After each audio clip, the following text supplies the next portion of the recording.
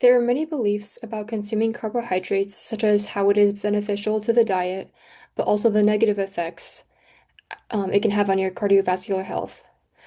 Some people prefer to have high carb diets as it replenishes the body's energy after exercising. Other people believe that carbs should be avoided and completely cut out of their diet.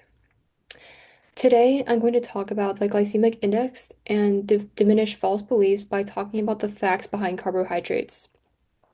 I will talk about how high carbohydrate diets have shown to contribute to cardiovascular disease in the long term.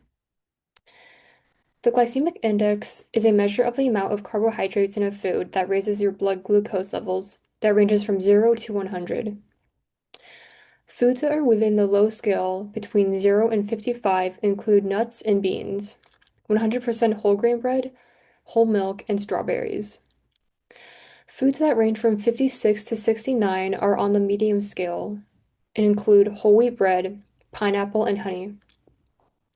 Any food that has a glycemic index of 70 or higher include white bread, watermelon, and white rice. Foods with a high glycemic index are those which are rapidly digested, absorbed, and metabolized and result in higher fluctuations in blood glucose levels. On the other hand, low glycemic index carbohydrates produce smaller fluctuations in your blood glucose level and insulin levels.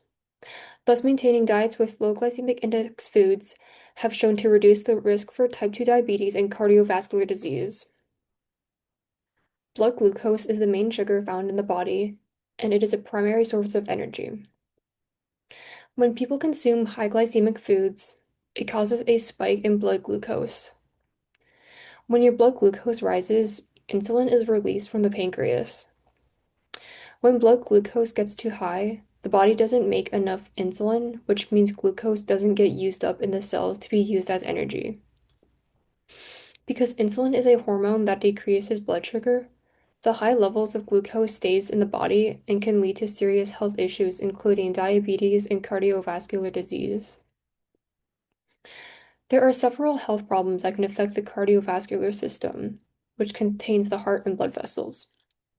Some conditions include heart attack, stroke, and heart rhythm problems. Cardiovascular disease arises from numerous lifestyle choices such as smoking, lack of exercise, and obesity. Though a great factor is a high glucose diet. Eating foods that are high on the glycemic index raise your blood glucose levels, which is heavily linked to cardiovascular disease. A study was conducted associating the glycemic index and cardiovascular disease, focusing on people between the ages 35 and 70, and included participants from 20 countries ranging from high to low economic status. The study compared the lowest and highest glycemic index quintiles, and that a diet with a high glycemic index was associated with an increased risk of a major cardiovascular event or death, both among participants with pre-existing cardiovascular disease and among those without such diseases. A population study was conducted on 17,357 women between the ages 49 to 70 to assess their diet based on the glycemic index and received questionnaires to estimate their daily consumption. It was shown that a higher dietary glycemic index showed a correlation to cardiovascular disease. Higher BMI also showed a higher association with cardiovascular disease and glycemic load than those with a moderate BMI. Do glycemic foods have an impact on risk of cardiovascular disease? While carbohydrates serve an important role as an energy source for the body, it is best to choose foods that are low on the glycemic index, because foods that are high on the glycemic index cause fluctuations to blood glucose levels, which can later lead to cardiovascular disease. To ensure that you are avoiding spiking your blood glucose levels, it is important to pay attention to the ingredients in foods when you are shopping.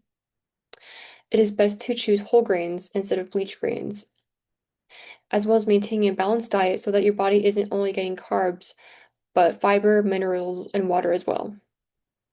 It would also be helpful to replace sweetened beverages with unsweetened ones, such as freshly squeezed orange juice.